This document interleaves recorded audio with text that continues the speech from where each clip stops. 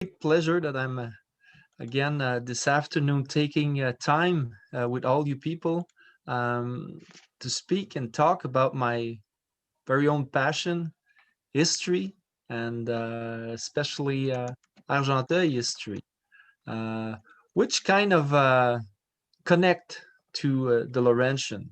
Um, the last time that we had this presentation, we mostly focused on the Argenteuil Cemetery and a certain study that I conducted with the MRC d'Argenteuil back from 2012 to 2017. So 5 years of my of my in my field of work, searching and looking through cemeteries and you know, walking through the path of ancestors, I would say. Um, so today, what I propose is that we're going to summon up a little bit of that study, but mostly we're going to talk about memories uh, and memories and uh, what is the legacy of our ancestors? What did they left us, on a day-to-day basis? What, how, how do we connect with this past? Like driving through roads, looking at houses and churches, remembering people, walking through cemeteries. What is it like? What is all that legacy that they gave us, and what are we doing with it? Okay. So let all start. So just like Chloe said, you have any questions, you just tap in, um, and it will be my great pleasure to answer if I do have the answer. You just remember that I'm an historian, and historians do not walk on thin air. We always walk on facts. So if I do not know the facts, I do not know. I know I have a big brain, and I do have a lot of knowledge on Argenteuil history, but I do not possess all the knowledge. So uh, other thing too, I'm an historian, and historian are like policemen. We are going always on quest for informations and everything. So it's always nice to get information, historical informations from people who attend those conference. Just like the last time we had one, people wrote me emails, and I had the great pleasure reading all these new information that I'm gonna, put back in my uh, in this little box of knowledge is my brain. Okay, so thank you very much again. Let's see if it's working. Okay, great. So there are places like that, um, just by Ottawa River, that doesn't exist anymore. Uh, Places that used to be a working place for uh, pioneer family. That used to be a sawmill just by the Ottawa River, the ruins of a sawmill, and it doesn't exist anymore. Uh, with the Museum of Argenteuil, we have the chance that the ancestors of Argenteuil uh, gave their legacy to the museum. They left all the archives, all the photos, and there were people working there as historian or geograph before me, and they took the time to put in images all these places that are vanished today. And it's really interesting looking through the archives and finding those little gems of our past. So there are places, forgotten places, just like that. Uh, have you have any idea that a little house like this could exist by the Ottawa River at one time near Cushing? It's quite incredible. And stories tells that some of the old ones, who didn't want to leave their house before the flooding after the construction of the Carillon Dam, and some of them told me that one of their grandpas wanted to tie himself just by the chimney so he wouldn't leave the house, and he would, you know, be buried with his house underneath tons of water. So when I look at this little picture, uh, I kind of remind myself of that story, you know. So and that man was probably, you know, he have probably uh, children and grandchildren and great grandchildren living around here, and probably wondering why he wanted to do that. Uh, Certainly because he possesses that land, and that land was part of him, and he probably grew crops on that land. He probably built that house with his hand, and he didn't want to leave it because it was his legacy. See, and there are forgotten people, just like the soldier from the Royal Staff Corps who was buried by the Ottawa River Canal near Stonefield. Um, at that time when the flooding happened, the flooding of the Carillon Dam happened, they probably didn't move the corpse, and neither the cross. So it's underneath tons of water. And that guy who died in 1828 probably had worked on the Grenville Canal for, I would say, 9 years. And something happened. He probably drowned in the river, or but he worked with his hands, hard hands, digging the ground of Grenville, and probably encountering rocks and tons of rocks. You know, digging through rocks. That big canal that they constructed from 1819 to 1934, and he gave his life for us to travel uh, beside the Ottawa River. So there are forgotten people and a disappearing heritage. This is so beautiful. You know, it's the Stonefield Lock. So we were at the beginning of the uh, Grenville Canal near Stonefield, just by the Ottawa River. And that canal was 12-kilometer long. It had 7 locks, and that was the first lock. And you see the little house there? That's probably the house where the lock master used to live. And boats would drive through that lock and go up the river to Ottawa. And the traveling was so long traveling by these canals, by the Ottawa River. You know, there were 3 canals at that time. One was in Carillon, it had 3 locks, and then there was one in Chute à Blondeau that had 2 locks, and then there was that Grenville Canal who had 7 locks to go up the river over the Rapide du Lonceau. So the traveling would take hours and hours for people, and they would do it on small boats because the canal was so tiny, and it was constructed for military purpose after the War of 1812. So that disappeared heritage of ours is all underneath tons of water just by the Ottawa River. And sometimes we try to preserve these houses, these buildings, these memories with that rock, that just like houses like that. But then it has been lost in oblivion because we forgot about the thing that pile of rock was a house that we wanted to build in the Carillon Park to remind us of these people who came through the front of Chatham and lived there for almost a century and a half, you know, cropping the field, and we wanted to show future generation what was it like to live in these kind of house built by Scots people or Irish people or French Canadian people by the front of Chatham. And we just forgot about it, and it ended up in a pile of rock just by the Carillon Dam. Or it's lost in the wild. You see, history tells us that in Argenteuil, places were there were living people in certain part of our territories, but after 1, 2, or 3 generations, people tend to go away and to live in other places, like in Canada or Ontario today, or in the western part of Canada, because the land was better for them.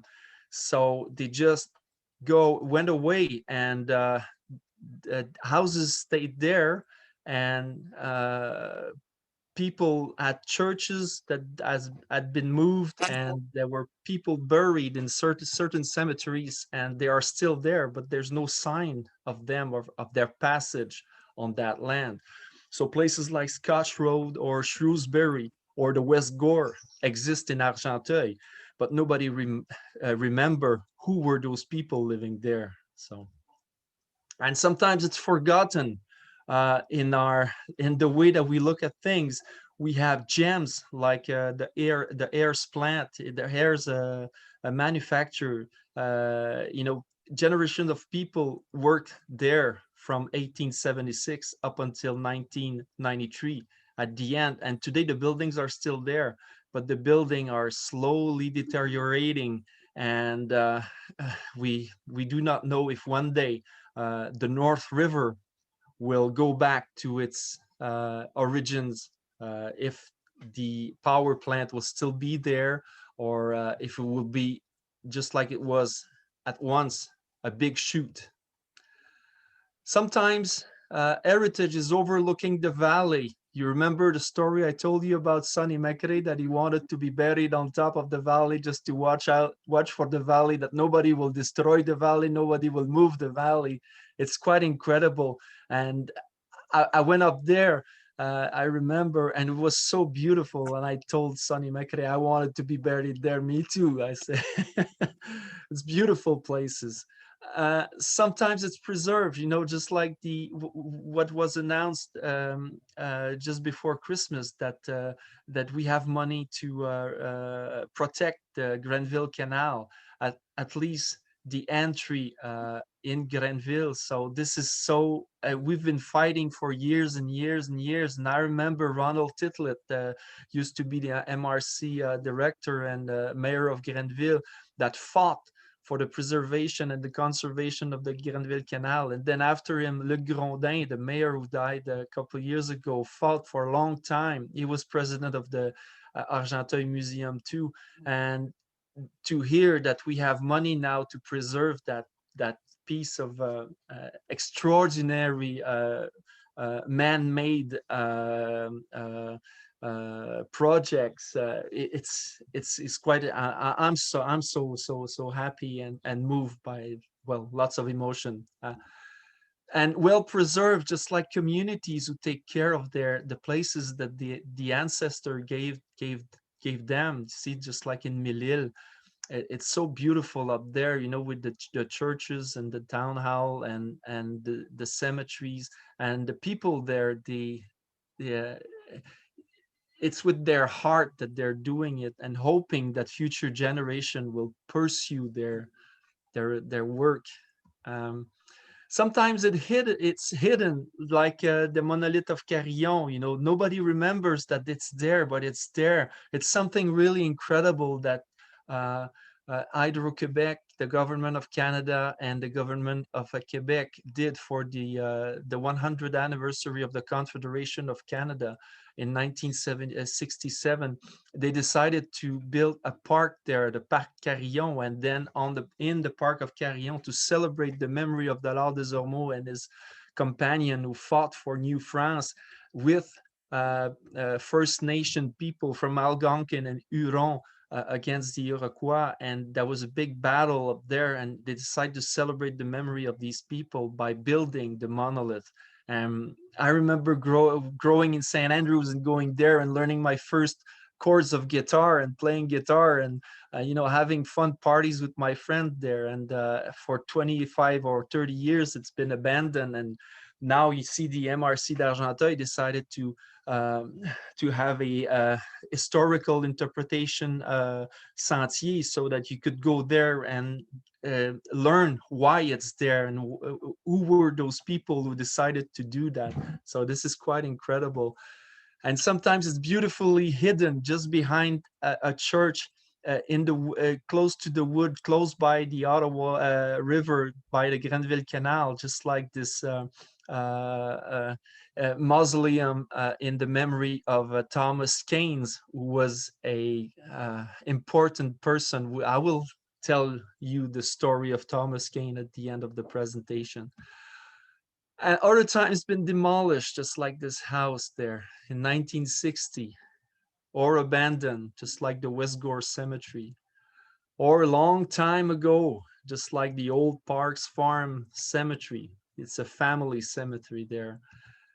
Or just about yesterday. You remember Farmer Supply? That was a beautiful building right in the middle, in the center of downtown Lachute, close by the train station. And I remember Colin McHugh telling me about that building, that he was so proud. You know, he said, we had, I remember he used to say, we had cars load of chainsaws coming from the train, you see. And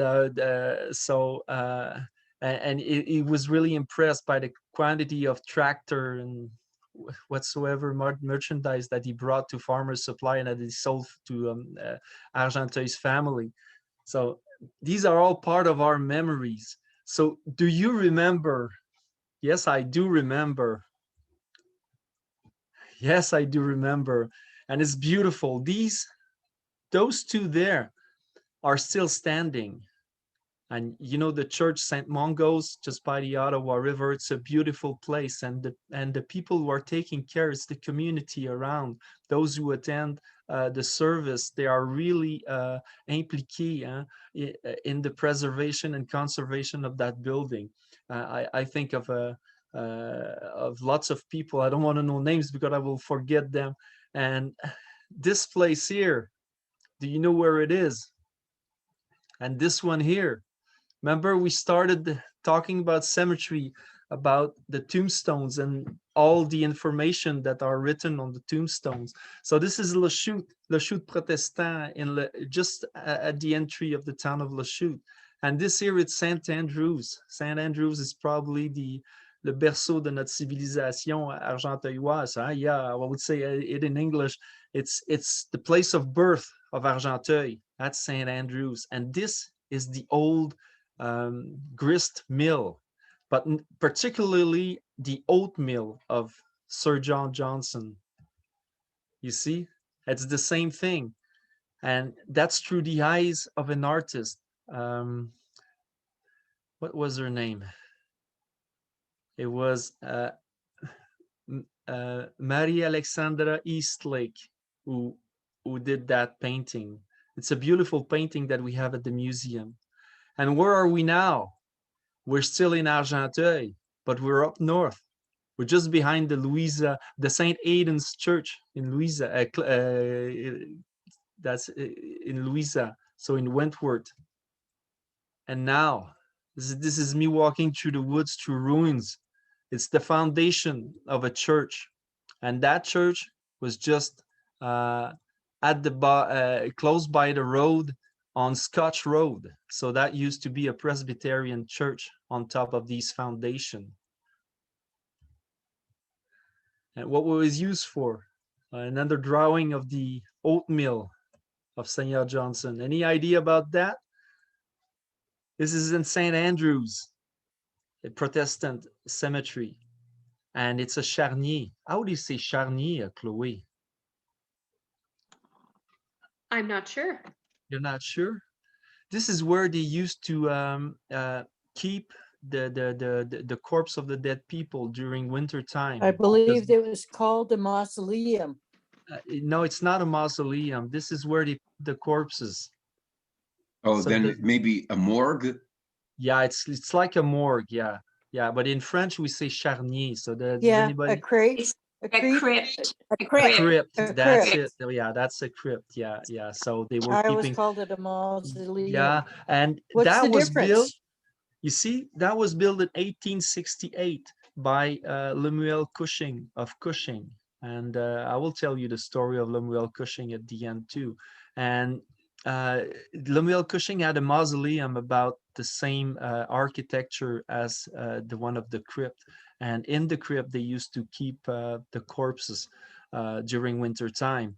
And it always remind me of when the first pioneer arrived here in St. Andrews and in Lachute. There was there were no crypts and there were no cemeteries, and they had to bury their first dead. And I remember the story of Elizabeth Baker, the wife of John Sullivan Hutchins, who they put her underneath a pile of rock just to protect the corpse from animals. And at springtime, they dig in the Protestant cemetery in Lachute, and they dig the first grave there. And shortly after, it was the same thing with Dudley Stone. Dudley Stone arrived in Lachute in 1776 to build a mill. And the first mill in Lachute was built by Dudley Stone, and he was probably one of the first men to be buried in the Lachute Protestant cemetery. So that's it, St. Andrews East, Sir John Johnson Oatmeal, built around 1808. So that part of the building that used to be Goodfellow just by the North River is one of the oldest standing building in Argenteuil, and probably one of the oldest standing building through the Ottawa Valley and the Laurentians. And, you know, the path of history is always full of confusion, because sometimes people say things and it stick to the building. You see, like this building here, it's right in front of the bridge in St. Andrews, and lots of people told through times that it was the old paper mill that was built by Americans, Walter Ware, Gustavus Adolphus Hooker, and Charles Wales, and then James Brown of the Montreal Gazette, who owned the paper mill in St. Andrews. And they say that this building was built in 1803, but it is not the case. That's the La Douceur General Store. That was built probably around 1840, because the old paper mill was just beside, on the right of that building, and it burned in 1839. So, and it got torn down, and they built another store over the old mill, and today it's at the place of the post office in St. Andrews. So much confusion around the story of one building, you see? And this is today the building. It's quite incredible that it's still standing. And you see on the right here, that's probably the place the paper mill was built. And this building, well, it's covered with vinyl clapboard, but you see the roof here. It has been kept for years and years and years, and you see it's the same roofing that resists through time, which is quite incredible. So mills at St. Andrews, we tend to forget that the river, they had a dam here bringing the water to the mill. That was the old grist mill, and that's the mill that's still standing. You see, this one was built around 1800, and this one around 1808. And now we are in 1804, 44. And this is the village of St. Andrews. It's a beautiful painting that we have at the Argenteuil Museum in Carillon. That was painted from Abbott's Hill. Abbott's Hill is on the other side of the river, just going through Rivière Rouge, and just by the North River. And you see, we are overlooking the old village here. And this church here is Christ Church of St. Andrews. And it's a beautiful painting that was made by an artist named Salomon in 1844. So have we forgot how beautiful it was? And what are we doing with our ruins, the old house, the old church? Is it really important to our local heritage? These are questions I'm asking. Should we preserve all of them? You know, sometimes we have to make choice, but should we preserve all of them? Or are they just a pile of bricks or old rocks that we tend to forget in a place in the park? Are they really part of our cultural heritage? These are questions that we should ask ourselves every time that we buy an old house or that there's an old house torn down. It's a part of our heritage that's vanishing through time, and with lots of information and memories that people have of these places. See, this is the ruins of the old grist mill in St. Andrews. It's not standing anymore. You know, they tore it down years ago. And how about cemeteries? Are we doing the same thing? Are we forgetting about the ancestors? And I'm asking that question, does our history lies in the cemeteries? Well, probably. You know, my ancestors are not buried here in Argenteuil, but my heart is, and I will be probably buried here in Argenteuil. We came from Saguenay, and my mother was a Tremblay, and my father is a Simard. So two family named really common up in Saguenay. We came from Charlevoix. We came from Île-aux-Coudes. We came from the St. Lawrence River, and we came here around 1635, 1640 with the first Tremblay that came here in America. And we're from Normandy. I know from where I come from. And I know that in my ancestor, one of my great grandfather, he married a First Nation lady, and that we have First Nation blood in our that runs through our family for generations. And this is what it's like. I know where I come from. Do you? You probably do too. um, we could just make a little stop here. Does anybody has question, Chloe? There's none in the chat. Okay, great. But we did look up Charny. It says mass grave or charnel house. Charnel house, yeah. Charnel house, yeah. It's more like it. Okay. The last time we talked about cemeteries, see, I have these little stats here. The number are quite incredible. We looked at 57 cemeteries in Argenteuil, and out of these 57, what's quite incredible, that there is only 26 that are still active. And active means that, well, every year there's a lot of people that are being buried in those cemeteries.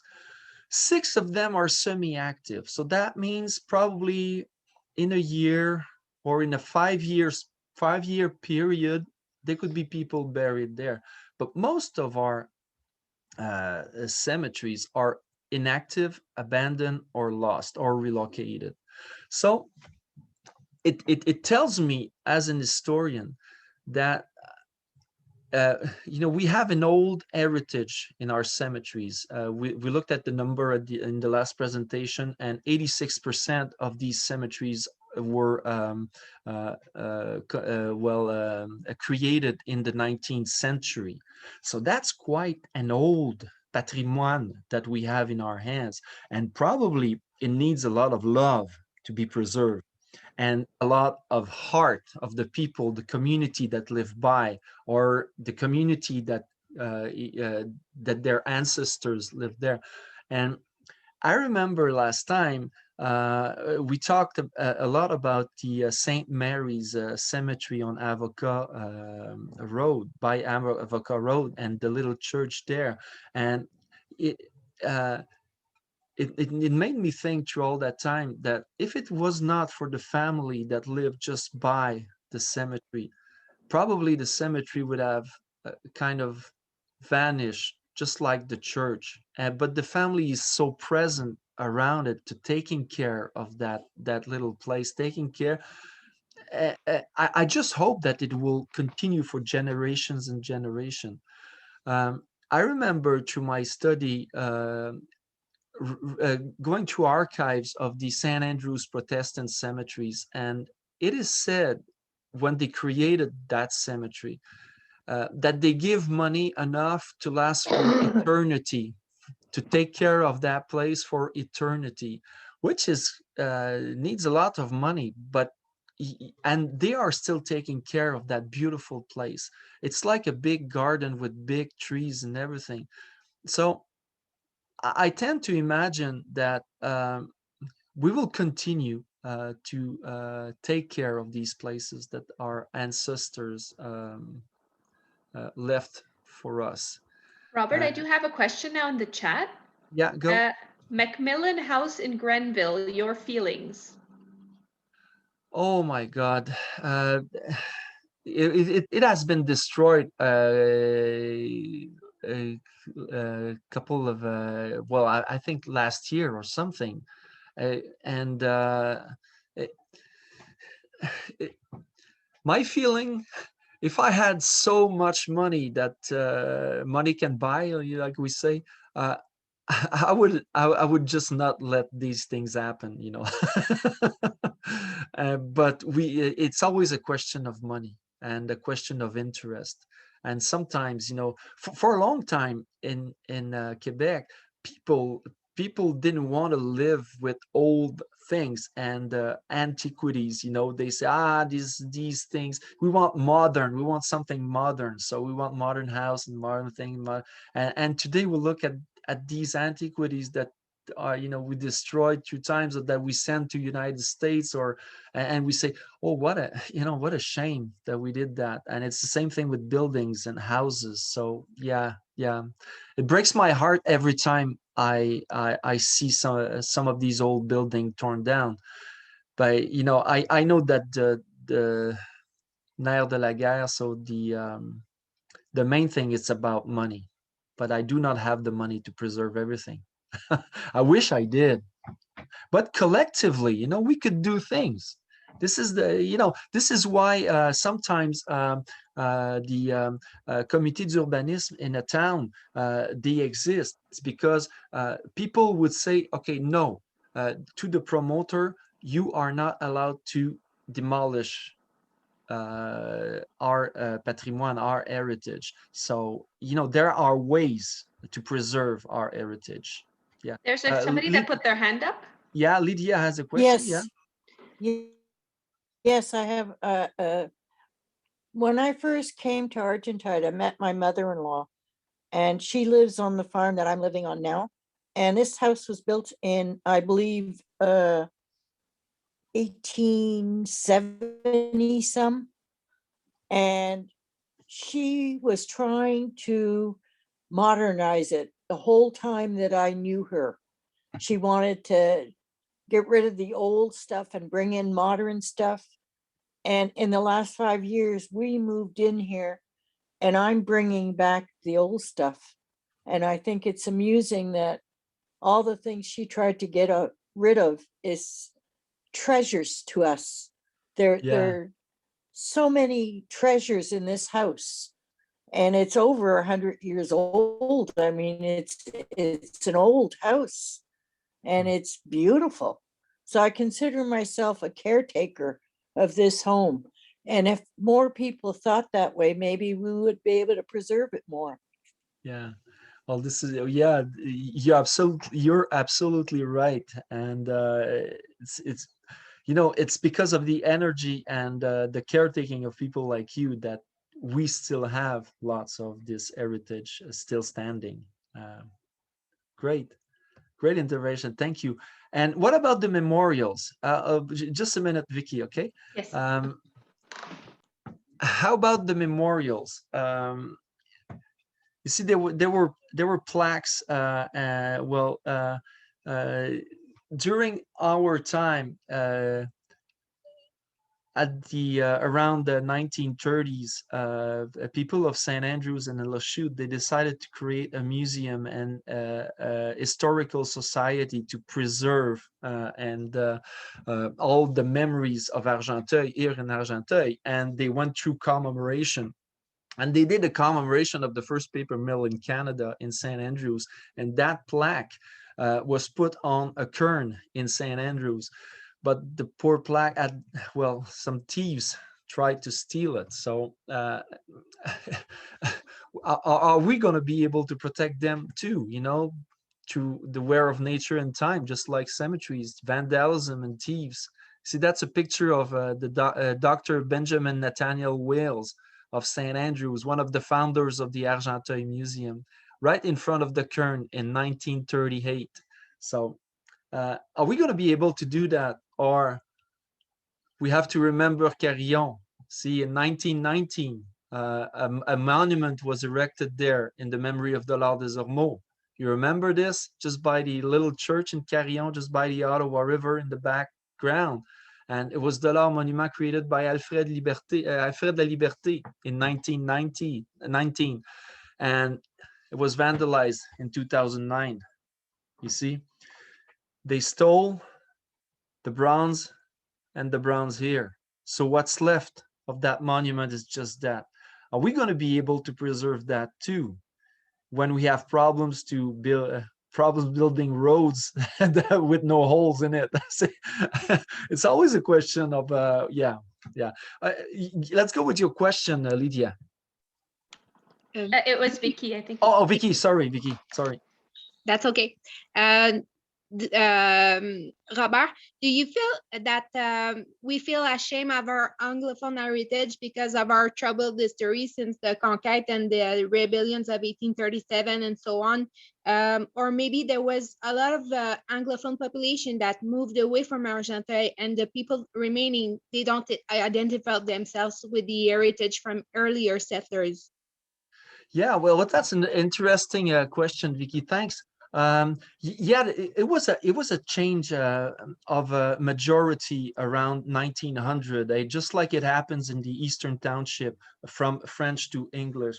But the French people who came living here, you know, they have a long tradition. They arrived there around 1780 for the Fournier. So 1780 was before the Americans who you know, the pioneers, American pioneers who came up to Le Chute or in St. Andrews. And it was even before the Scots and the Irish. So we have a long tradition of French people living here in Argenteuil. Certainly the fact that English people were a majority and that at the turning of the 19th century, people moved away to farm lands that were that gave better crop, you know, and that with a mix of interest into a patrimonial heritage probably endangered all these all our heritage. But I do not see in my research animosity between French and English people here in Argenteuil. They've been living together for a long time, and they've been marrying through, you know, Catholics with Protestant and Presbyterian with Anglicans, and then we had the Church of Scotland here. We had Baptist, we had Methodist, and everybody kind of mixed all together. So it's quite, I would say, it's an asset for Argenteuil, the fact that people, you know, different communities mixed all together, more than there is an heritage of angriness coming from 1837. And I would say that in 1837, 1838, there was a Argenteuil milice here who went to Saint Scholastique and Saint Benoit, and with the Irishmen from Gore, there were French Canadian in that milice too. You see, and they didn't know. Probably was a question of information or whatsoever, but and probably a long loyalist heritage from the Brits who came and settled here. But I did not see that. I see more cooperation, I would say, and that heritage, it's a commune heritage, I would say. Thank you, Robert. Problem. So we build history just like the Carillon Dam. That was one of the big works that French Canadian engineer did. It was the first one that they did from 1959 to 1963, and all the community participated in the construction of the Carillon Dam. So we built that, and it's narratives from the memory, especially, and souvenirs that we cherish and share of place we know. That's quite beautiful to see all these pictures. So today will become the past of tomorrow. That's the thing with history. Everything becomes history. And it is as we remember. And I just wanted to do a little clip on Lachute as we remember, because when it started through a conversation of two old buddies, two old friends that hadn't been in contact for years and years and years. And they decided to create a space where people who had Lachute as a home one day in their life could get together and talk about the good old days and that place called home.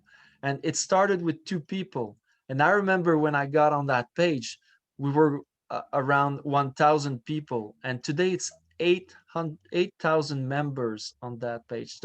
So that means that, and it's people from all around the world. See, people from Australia, New Zealand, United States, Western Canada, people who grew up in Lachute, and they all get together and they talk about history. And it's really interesting because it's a moving page. There's a lot of comments. There's a lot of people intervention, and people are posting old pictures and asking questions. Who is this man? What was this place? And they participate in that great memory movement of remembering. It's so important. As a father of 4 boys, my duty is to tell them my history, my family story.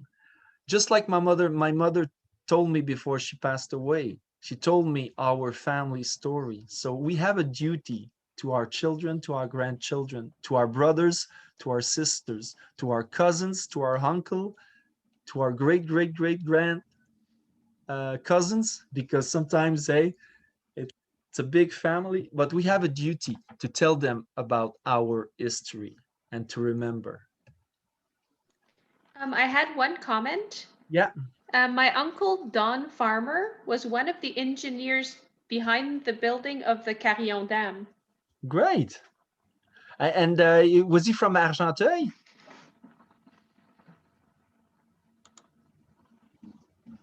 No, he was originally from Owen Sound, and at the time he was doing the Carrion Dam. He was, I think, living in Ottawa. Okay. But he talked about actually driving across the top of it before it was. Oh yeah, finished. Yeah. Wow, from driving from the top from Pointe Fortune to Carillon, and yeah. Wow.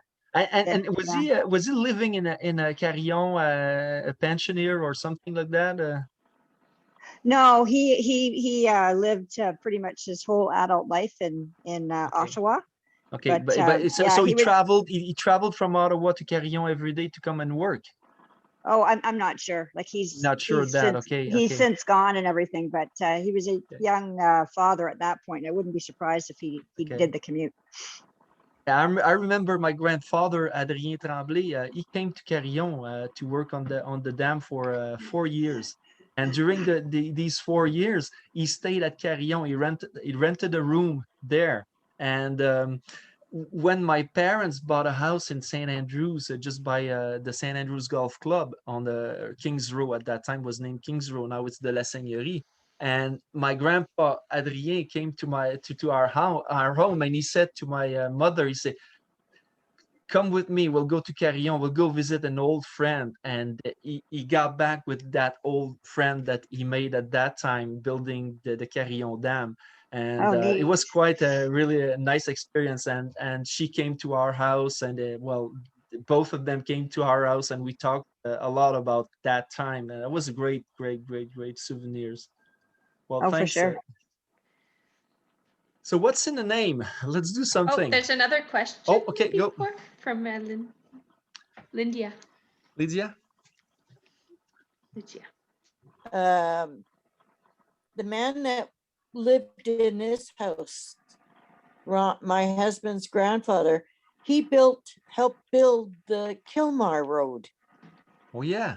And that was Joe Kennedy was his name. Okay. And he built the Kilmar Road, and he helped build the 327. Wow. Through the wilderness. And Yeah. you know, Lydia, the Kilmar Road was not the first road to go up north. I think it was built for the mine. Yes. Yeah, it was built for the mine, because the road that went up north to Arrington was Scotch Road. Can you imagine? People would drive from the bottom, from Grenville, they go up the hill and through Scotch Road up to the road in Harrington, and go to Lost River from Grenville by that road. Today, it's not practicable at all. I think there is a river that runs over the Scotch Road at certain point. I remember when we were doing the study on cemeteries, remembering one of my brothers, my older brother, he told me, yeah, you could go from Grenville to Arrington by the Scotch Road. And so I said that to Catherine Lapointe at the time, who was the MRC's cultural agent. And she had a little car, a little Toyota Yaris. And we decided to go up north by the Scotch Road. And then we encountered that little river that runs over the road. And well, I looked, through my window, and I said, it's probably not that deep. And we're in fall season, so we're not in springtime. And so we started, driving through the little river and going down. And at one time, water got in the car by the bottom of the doors. And we felt that the car lift by the stream of the river, you see. And I said, wow, you get on the gas, so we got to get out of here. And we got out of that. Wow, that was quite an adventure. And we didn't have no GPS at that time, and no cell phone, so we could have been stuck there for a while. It was quite an adventure. So you imagine the pioneer family going up from Grenville to Lost River. They had to walk through that road and pass through that river to go up there. So I can imagine, your Joe Kennedy building that road with all his friends through the wilderness and cutting trees and trying to make some kind of a road. Apparently, it was a cow path that he decided to make the Kilmar Road. A lot of people thought maybe he had been drinking too much, because it's so hilly and snake-like. Also, that I wanted to mention to you, a lot of the houses that were built by the people that built the canal in Calumet, and the houses are still existing, because Ronnie's uncle, Percy Wilson, worked on the canal, and his house is still existing, the farmhouse. The walls of the foundation are like 4 to 6 feet deep, and they're all made with that stone that they used with that in the stone canal.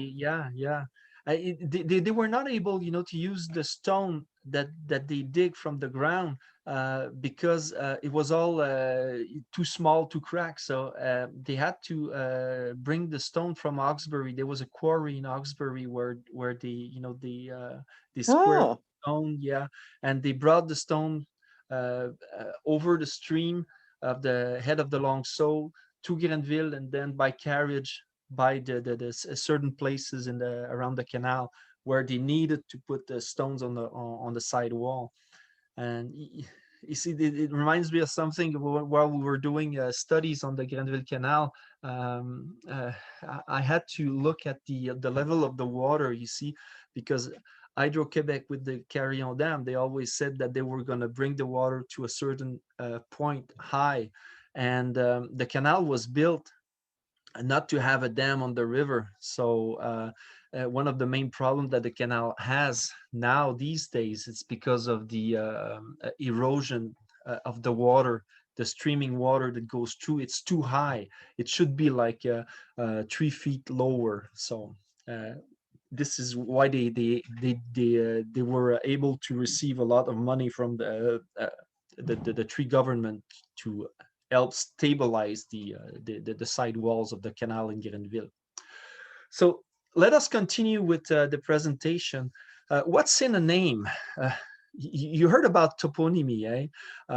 It's always fun going back that way as an historian, because you want to understand why they named a place as that certain name. You see, it's easy when we say, okay, it's the Kennedy Road as an example. It's because of Joe Kennedy who was there and he built that road. Or you see, what about Le Chute? Where does it come from? You see, there was above the big shot. I'm a little bit sorry for the image. It's not that clear, but the old image that we have is quite as well vanquish a little bit like that. See, so this is the chute, the big chute that Le Chute got his name from, and this is the dam that they built in 1886. It's quite incredible the work that they did there and the guys who worked there. So that's the dam on the big chute. Can you imagine? And this is the big chute with the dam. So the big chute is Le Chute. And where was the big chute? Does anybody knows where it was? It's a trivia question. We do not have any answer. Nobody want to jump in?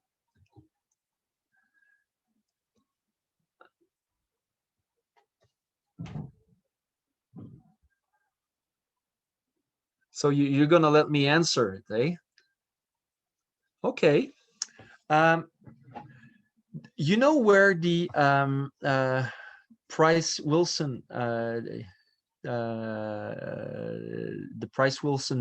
mill, now it's a Cascade mill, and there's a little bridge at the end of Grace Street that cross over the North River, just close by Taverne du Pont, and it goes to Princess Street, and there is Cascade there, and then after that the Ayers Mill a little further south. The Gros Chute was right there. Today it doesn't exist anymore because it's underneath two dams, the one of Cascade and the one of Ayers. The Gros Chute was about 35 feet high. It was a big chute. You know, when the first Americans arrived in Le Chute to evaluate the hydraulic potential of the North River, Duran Roberts made a report to Seigneur Patrick Murray, and writing that okay, we could build mills at the big chute. So when they said big chute, it was quite a really big one. And you know what? In those days, 1795 to 1820s, they used to fish salmon in the North River. There were salmon. It's quite incredible. And today, there's no salmon because of dams. So you see, this is the Ayers Dam, 1910. So change means progress. But what about the salmon? We forget about the salmon. You see, the first pioneer families used to live in Le Chute on salmon.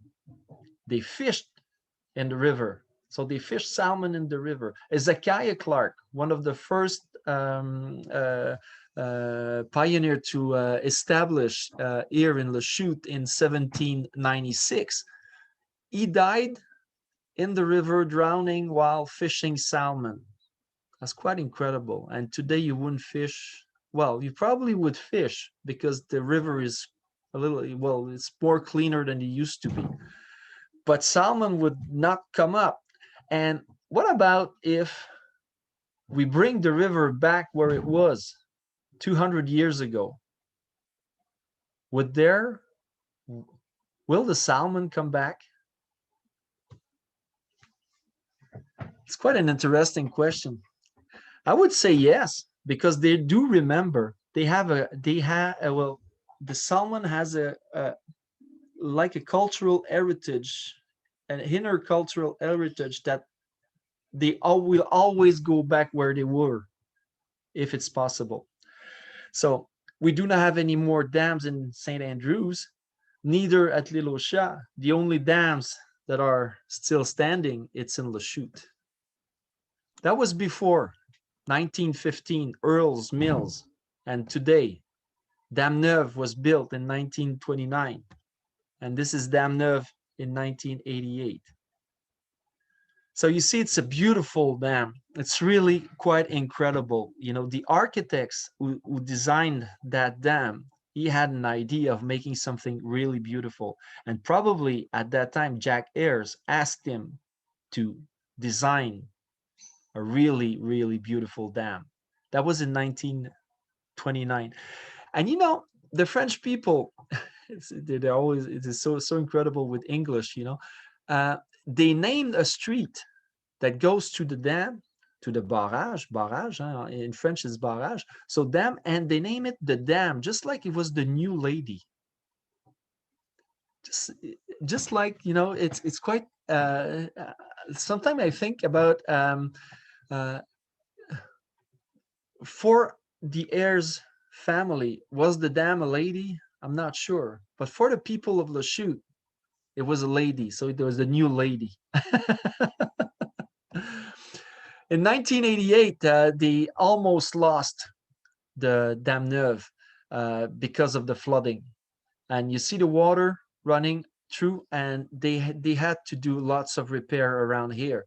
And at that time, they had to build a wall inside the dam for not the water to destroy all the machine and everything. So, and that dam produced electricity in Lachute ever since 1929. And what about? I have a question in the chat. Do you know how Chemin Vide-Sac got its name? Oh, wow, that's a good one. That's a really good one. I'm not really sure, you know, because I hear so many things about Vide-Sac, you see, that the people there were so poor that they had nothing in their bag when they came from the market. So I'm not really sure. I will really have to get into that one. So my answer would be that they were poor people living on Vide-Sac, Chemin Vide-Sac, but I'm not sure it's that, you see. So let me get back to you with an answer someday, okay? Probably your answer will be as good as mine. Yeah, Elizabeth? Yes, I heard the story that say the farmers around there, they had local people come to work on their farm, and they would bring their lunches in bags. And then at the end of their lunch, they would just leave their bags around. And that's how I heard they got the name. Oh, well, that's a good explanation. Yeah. I like it. I really like it. I like better this one. Yeah, well, I mean, you know, hearsay, so I'm not sure if it's like true, but that's what I heard. Yeah.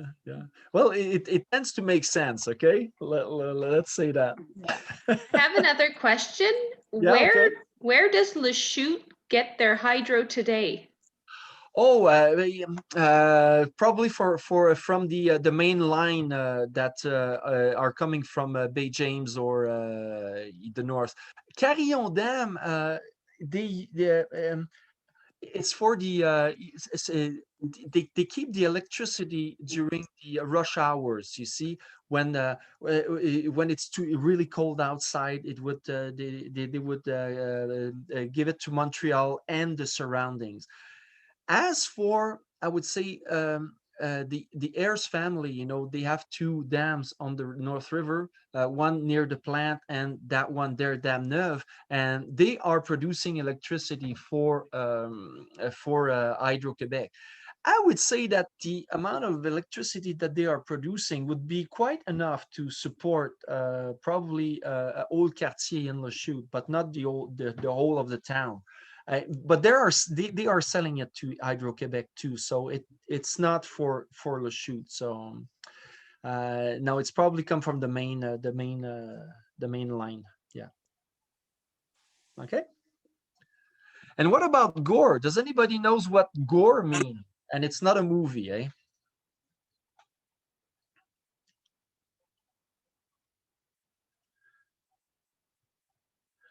And this is a beautiful picture. You know, the men of Gore, Irish. They look big. They look strong. They really look. Yeah. Gore comes from in French you would say augmentation. It's just a piece of land that has not been conceded. Just like the augmentation. So it was the gore of the Seigneurie d'Argenteuil, or what they said at the time, the gore of Chatham. So it was the augmentation de Chatham, just like it was the augmentation de Grenville. So it's a part of the territory that was not conceded, part of the crown lands, and that they opened after, you know, most of the lands in the south has been settled. So gore comes from that, and they kept it like that, gore. So that it just means augmentation. So it's not the name of some soldier or whatsoever, just like Wentworth or Harrington. You know, they were generals or in the British Army. So we have questions. I had a comment. Yeah. A piece of land with irregular borders. Yeah. But the Gore Township it's quite regular. You know, it's like a square that has been put there, you know, beside the township of Wentworth and north on the north part of the of Seigneurie d'Argenteuil, and it's there's a cross line that comes from the Augmentation des Mille-Îles, and that was created the township of Mille-Îles, you know, just on top of Gore here, if you see a map. And then after that, there's the Morin Township, you know, Moronites and Saint Adele and everything. And during the time that they conceded these part of lands, you know, they gave to the Seigneur du Mont of Augmentation des Mille-Îles a lot of land to be settled. And it was the mix of these lands in the in-between of the Argenteuil townships and the seigneurial part on the east side of the Augmentation des Mille-Îles that became Gore, Morin Township, and then after that Saint-Colomban, it's the same thing. So and Saint-Colomban, it's quite incredible. It was settled by Irish Catholic as Gore was settled by Irish Protestants. So they had little fights at the frontier, I would say. Okay. There's another comment, not sure, but it's O from Chatham or Thomas Gore. Oh, yeah. The Gore of Chatham was the township of Gore, and Thomas Gore, it's a street. It's more a little settlement up north of Lachute, just by the Lane's Purchase. You remember in the story of Lachute, in 1796, Patrick Murray, Seigneur of Argenteuil, sold the whole part of Lachute to one guy, Jedediah Lane Jr., and out of the land that he sold to Jedediah Lane, which was named Lane's Purchase, they had antennas like Upper Lachute and then Thomas Gore, and then up north you have Gore. So Thomas Gore is more unconceded land in the Seigneurie d'Argenteuil, I would say.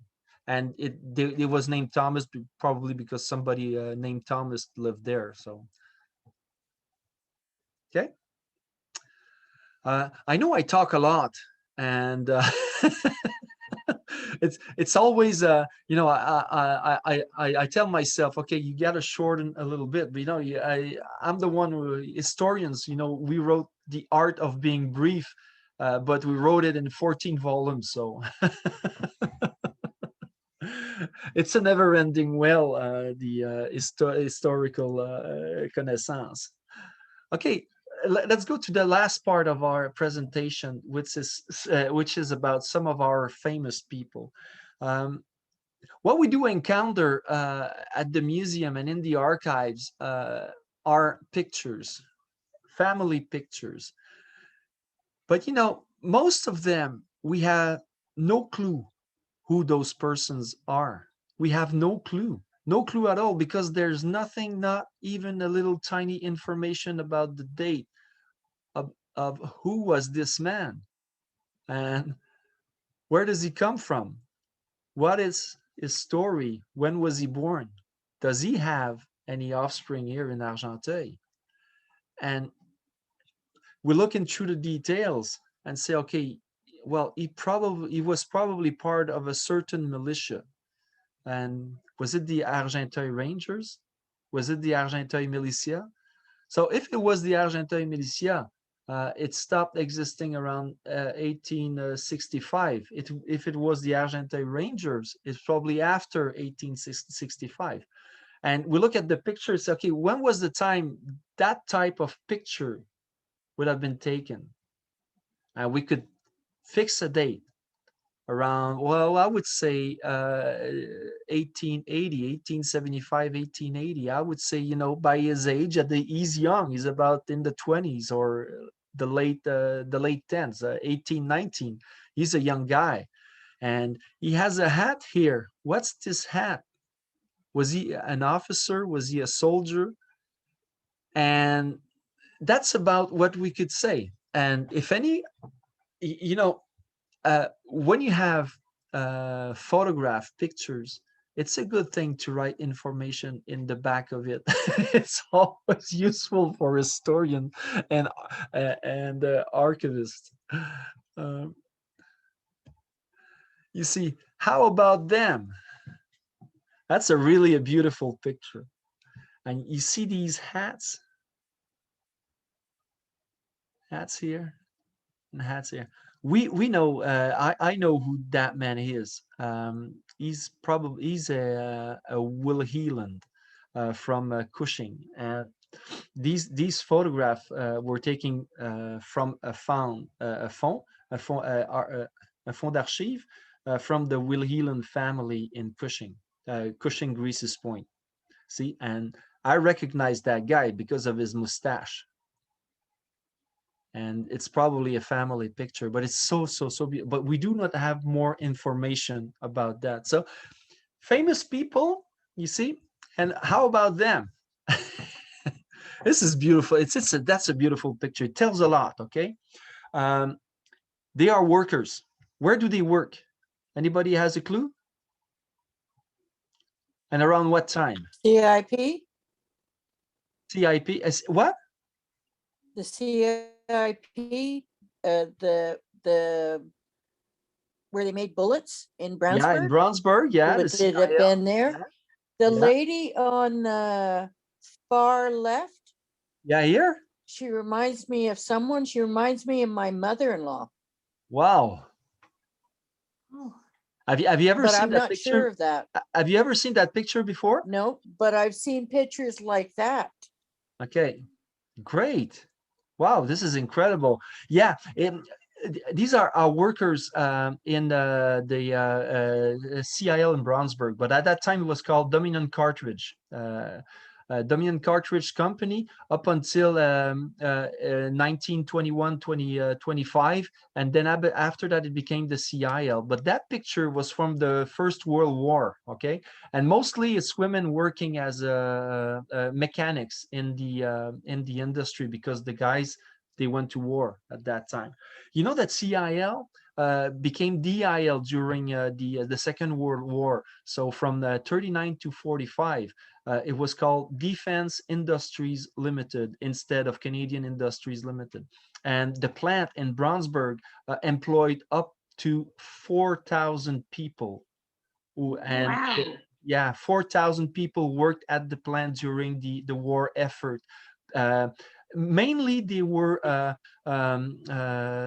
doing 303 bullets, and 303 bullets to that lights in the air. So those bullets, they were big bullets like that.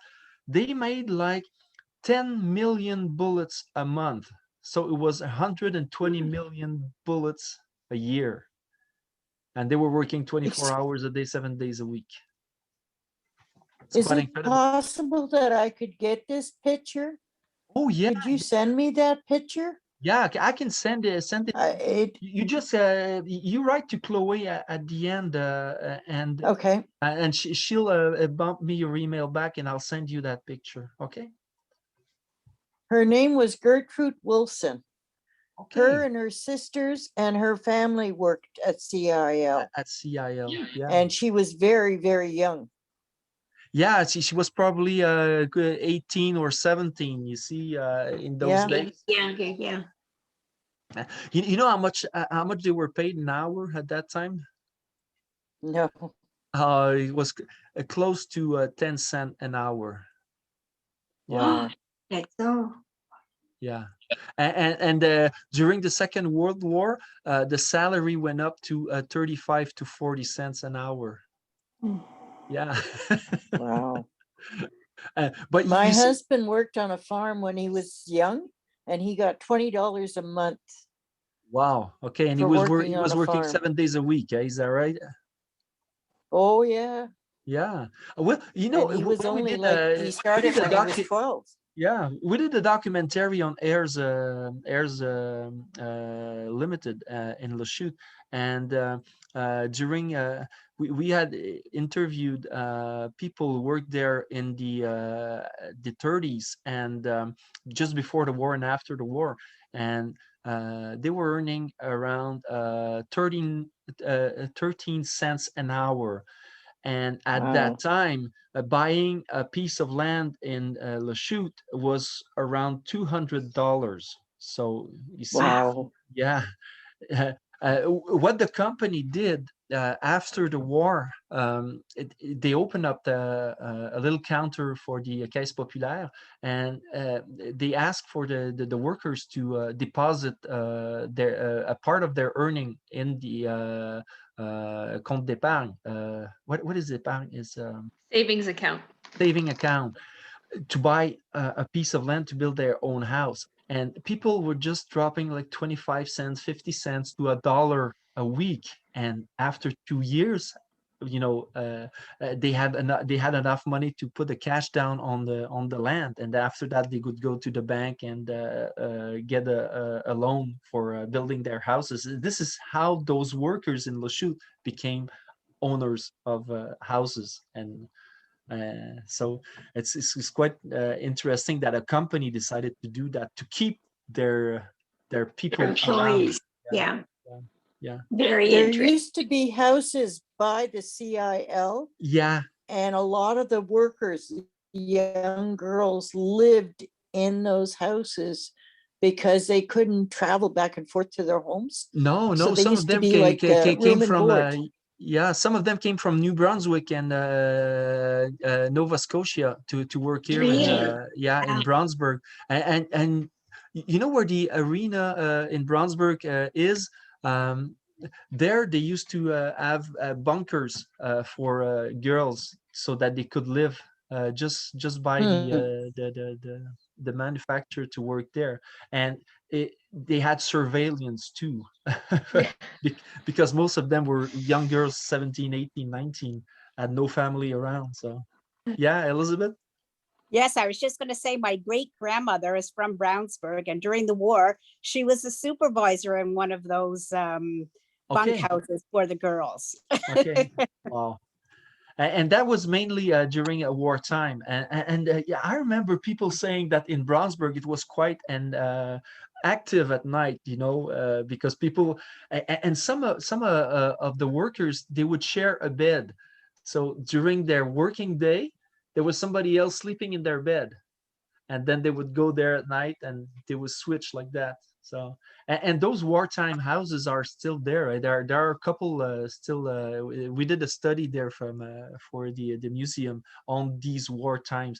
They were supposed to transfer all these houses to certain places near Montreal, but some of the people kept them in Brownsburg. This is why when you go through, I remember on the northern part of Brownsburg, you could go. There's a little quartier there with all the wartime houses that has been built during the Second World War. So it's a lot of stories through just one little picture. Eh?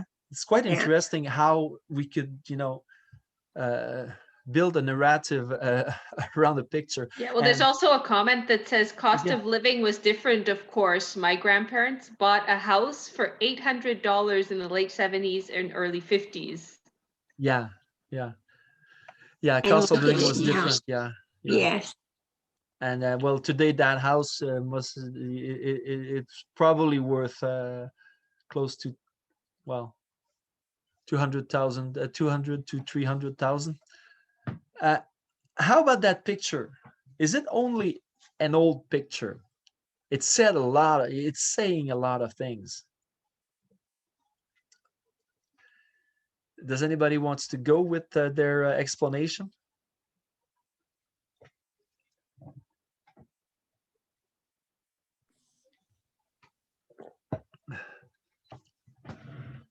So we have, yeah, okay, Elizabeth. I think it means that the employers at the plant, they better come to work, because if they don't make the bullets, my hands are being tied during the war. That's what I would say. Yeah, that's about it, you know. So they want to make sure that you are doing your part. We, you know, soldiers are doing their part back, well, in Europe on the front line. So you are too on the front line, and it's you have to come to work and produce bullets. Otherwise, soldiers would not have bullets to fight the war. And other thing is that it's especially a woman that they took for the picture, not a man. And they did not at that time took a picture with a man so that they would put the two sexes, you know. And it's really a sexist one if we look at it on our point of view today, because the soldier is morally paternalized the little girl, you know, like you have your role to do, so don't let me down. Or probably she's looking at him as he will be probably a future husband if he comes back to our country. And or saying that probably the girls are not serious at all, so we have to watch them. So what do you say about that? So sometimes old picture tells a lot. This is what I wanted to make as a point for this diapo. Okay, who is this woman? Where does she come from? What's her story? Where was she born? Does she have offspring? Do you know that lady?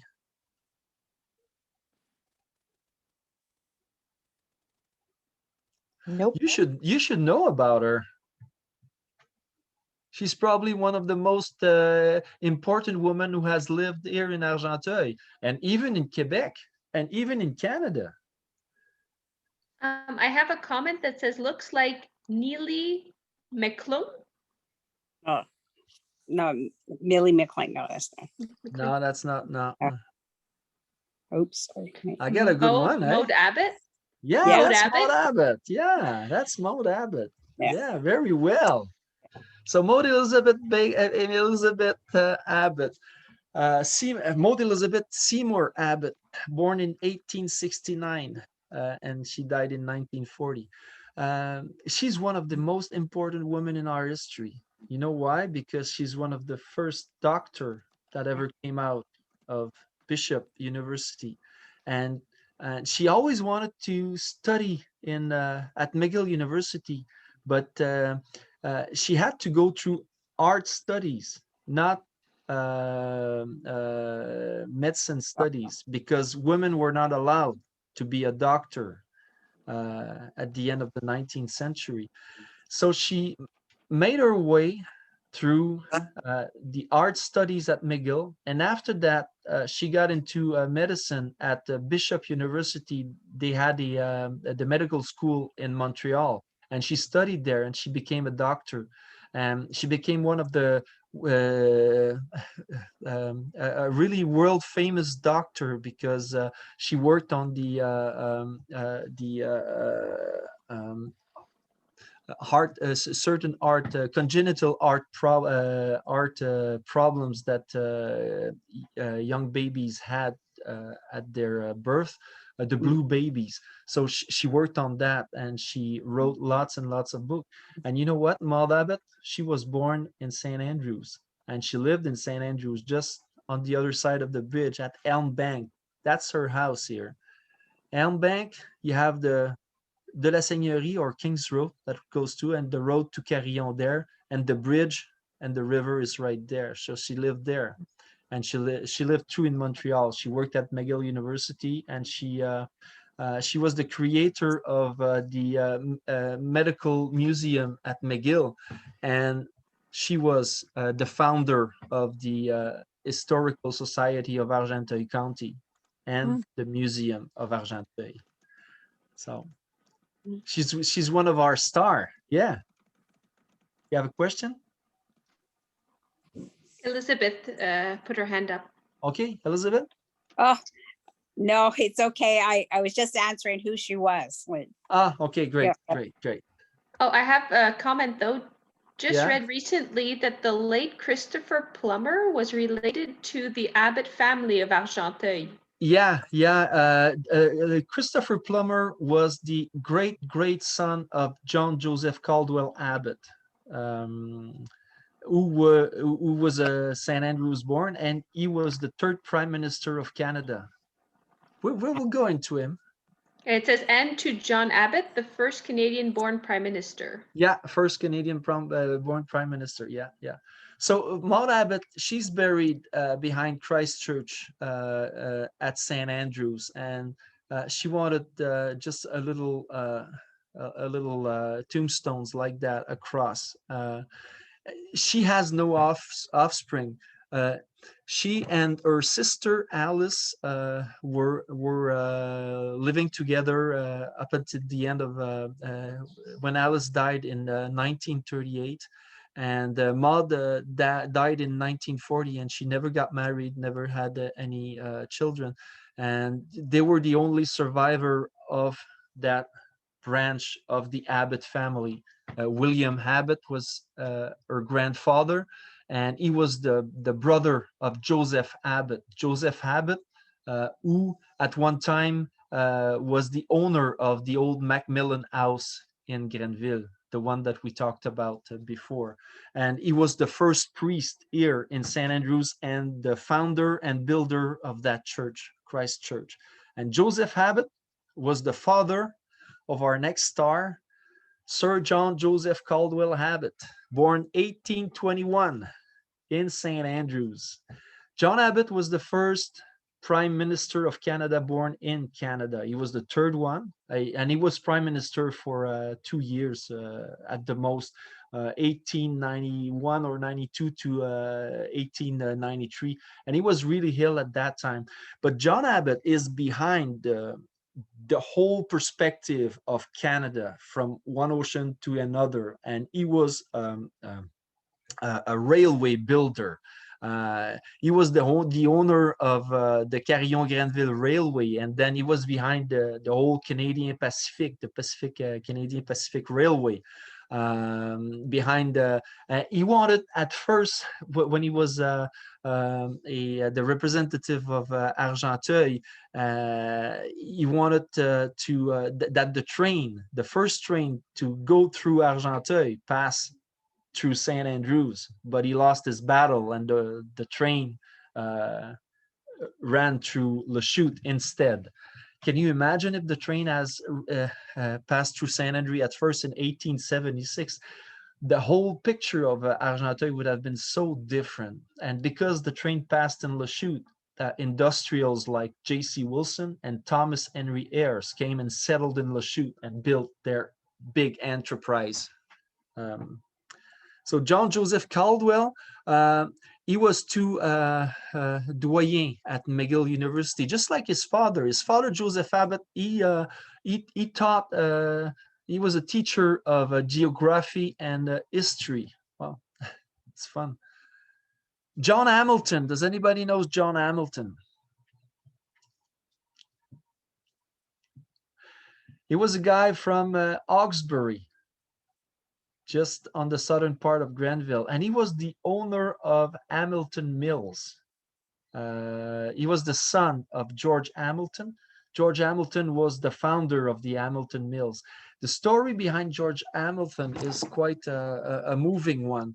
At one time, things were hard for the mill business because he was cutting wood and selling wood, and he was in need of some money. So he decided to travel to Montreal. And on his way to Montreal with his 3 kids and wife, he lost 3 kids in the cold water of the Ottawa River, and his wife was pregnant. And she was pregnant of John Hamilton at that time, and she gave birth to John Hamilton. And John was after that they had like 8 more children, and the business went really well because Hawkesbury Mills were quite productive. And John, in the late 1867, he became one of the first Canadian senators in the Senate. And when he died in 1888, he decided that he wanted to be buried in the St. Andrews Protestant cemeteries. So this is the family plot that we have here in St. Andrews Protestant. You see the road is there, you can see it by the road.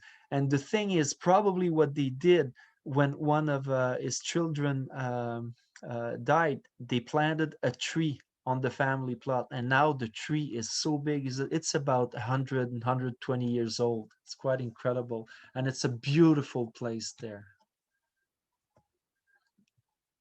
Well, we've been talking about Thomas Henry Ayres. He came from England with his father, lived in Ontario, and then after that established himself in Hawkesbury, met his wife. Not in Hawkesbury, probably met her in a trip that he did around Lachute. And he came to Lachute in 1875 to buy land. And he decided to establish his woolen mill in Lachute because the train was coming to Lachute. And he was in need of lots of wool to make blankets and to make tweed. And you know, that's a success story because heirs were so big in Lachute. You know, they employed up to 50% of the working forces in Lachute, and a generation of people worked there from 1876 to 1993. And this is his wife, Olive Paquette. Olive Paquette came from she came from L'Orignal, close to Hawkesbury, and she was quite an industrious lady. At one time, Thomas Henry Ayres and Olive Paquette and Félix Hamelin and then J.C. Wilson, they sat together and they talked about a certain problem that J.C. Wilson had with the I'm looking for the word, I'm sorry, paper felt. They needed a felt to put the paper paste on it, that it would dry, and through the mill it would circle something solid, really solid. So Olive Paquette said to J.C. Wilson, well, we could make it out of wool, la laine des moutons, so sheep wool. And she said, well, I know a way to dress all the cords together that we could do something solid. And she was the creator of that type of felt for paper, and it helped Ayres woolen mill to become one of the biggest makers of paper felt in North America. And she was the one who created that. And the story behind her and her lover, Thomas Henry Ayres, is that Thomas Henry Ayres is buried in the Protestant cemetery in Lachute. And Olive Paquette, she's buried in the Catholic cemetery in Lachute. Thomas Henry Ayres wanted to be buried in the Catholic cemetery, but the Catholic priest at that time didn't want a Protestant to be sharing eternity with all the Catholics. But Olive, she had the choice to be buried with Thomas Henry Ayres, but she decided to be buried in the Catholic cemetery. So they decided, both of them, to be apart instead of together. It's quite, well, interesting story. Thomas Keynes, yeah, he's a superstar. I have a friend, that I met a couple of years ago, Gordon Rainey, that he wrote really a nice article on Thomas Keynes. And if you want to hook it up, it's on the web magazine, Thomas Keynes and the War of 1812. The author is Gordon Rainey, and he made a little documentary that you could find on YouTube too on Thomas Keynes. Thomas Keynes, he was born in 1790, and he engaged in the British Army at 14 years old. And through that certain lapse of time, one day happens the war between Canada and United States, the War of 1812 to 1814. And there was a bombing of the White House in Washington, and the bombing of Fort McHenry in Baltimore. So Thomas Keynes was part of that, and he was part of the group that entered the White House while they were burning it down. And Thomas Keynes, they arrived inside the White House, and everything was settled for a big feast, just like they were doing. And the president of the United States at that time was not, well, they kind of went away, because the old British army arrived at the White House, and they decided to eat and drink wine, and then after that get a little piece of the White House before burning it. And story tells after that Thomas Keynes came to Grenville, settled in Grenville, and he was a miller too, a sawmill and a grist mill that he had in Grenville with his brother George, and they lived there for quite a long time, up until he died in 1855. And they built at Grenville St. Matthew's Cemetery that mausoleum to remember that Thomas Keynes and the Keynes family came here to Grenville. He's not buried there. He's buried somewhere in Ontario. But the story that Gordon tells is that generation later, one of his offspring, probably a grandchildren, he decided to go back to the United States, and he sat down with the president there. If I do remember, it's Roosevelt, or was it some of his assistant? And he brought back all the things that he stole in the White House while the burning of the White House in 1814. So it's quite an interesting story, see? And Gordon is showing a picture on his little video, and we see that's one of the things that Thomas Keynes brought from the White House was a little box. And we see a picture of Barack Obama with one of his assistants, and we see the little box on a furniture in the background of the picture. So it's quite really quite an interesting story. And Thomas Keynes was one of our stars here in Argenteuil. I have something in the Yeah, comments. yeah. Is that why it is called the White House? They painted it white afterwards to hide the burning, or is that a myth? Well, yeah, that's why, you know, they use something to just to scrape the burning on the white on the walls, and it was a white color. So, and this is why they call it the White House. Other things that Gordon tells us, and I will go back to his story because I don't want to misinterpret anything about. Yeah, and the president, that was in 1939, that Archibald Keynes went back to Washington, and he sat with Franklin Delano Roosevelt, and they gave back those little things. And there were two while the bombing of the Fort McHenry, there was a lawyer there, and who saw all the burning of the Fort McHenry. And I'm sorry, I'm trying to find out his name, but the thing is that he's the author of the Star Spanner of the United States anthem. This is and you know, while the rockets glare to the sky and everything. So he wrote a poem that became the United States anthem. It's quite funny. Yes, you have question? Star Spangled Star, Banner. yeah, that's it. Yeah. Is that so? Yeah, That's it. yeah. So that lawyer who was there, he wrote the Star Spanner banner. So yeah, and our flag was still there. So it's everything that he saw that day. But Thomas Keynes was part of these the British army who bombed the Fort McHenry.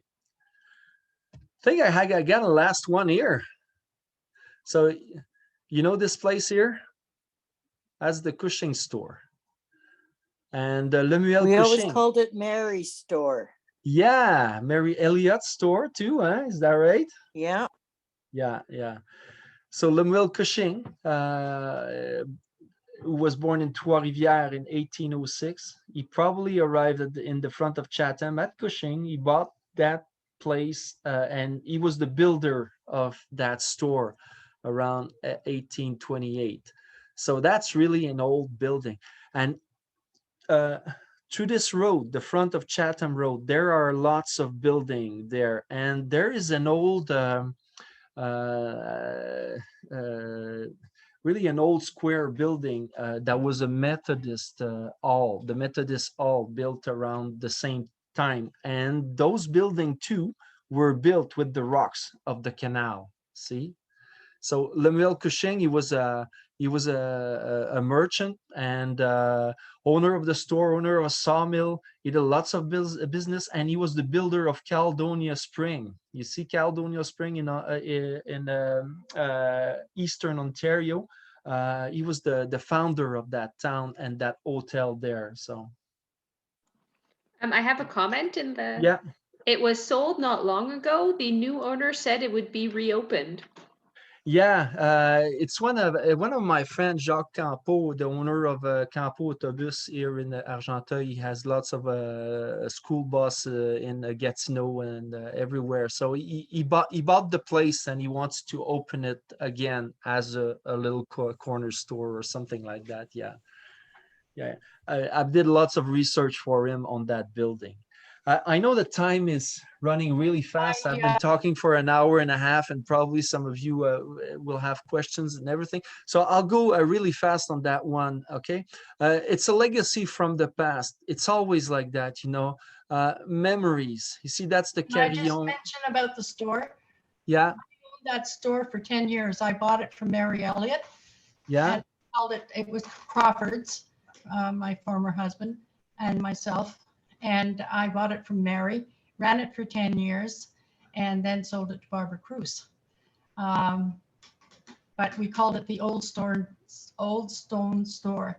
yeah. And when I owned the store, there were still the racks up in the attic from the Argenteuil Rangers because they used to gather at the store, and they were there, and kind of like a pack sack that they must have been part of the equipment, and a bell from one of the steamers on the Ottawa River, and many, many, many pieces of history from the Cushing family and Wow. everything. They all the inventory for Mr. Cushing's daughter when she got married, the champagne and all the stuff, it was all listed there, and it was all in the rafters of the store. So I'm very, very, very close to the store. I stripped all the shelves, the counters, as much as I could to bring it back to the original. It was a long, slow process, but I loved it. Oh, wow. Thank you. Thank you. Well, great story. Great story. Yeah, Lemuel Cushing was part of the Argenteuil Rangers, and he fought during the rebellion too. So, okay, that's the Carillon Barracks, who became later on the Argenteuil Museum. You see, and at that time it was an hotel. It was a sovereign hotel around 1900. So memories are essential to the narratives. See, that's the Hotel Sovereign, and the train, the Carrion Grenville train, was just passing by the hotel. Through, if you know where the Carrion Museum is in St. Andrews, so it was running through the parking lot up close to the river, where there people would get off the steamboat to get on the train to go to Grenville and then embark on another steamboat. That was probably driven by Thomas Keynes, because he was captain of the Shannon, who drove from Ottawa to Grenville, Ottawa to back and forth from Ottawa to Grenville. So that little train, Carillon Grenville, was owned by John Joseph Caldwell Abbott at a certain time. So the Carrion Museum. So we say to the narrative of collective history. So this is the Carrion Museum before the flooding. Today it's on a time of repairs, I would say, and restoration, because the flooding of 2017 and especially the one of 2019 damaged the structural of the basement. So the stone basement has been affected by the flooding.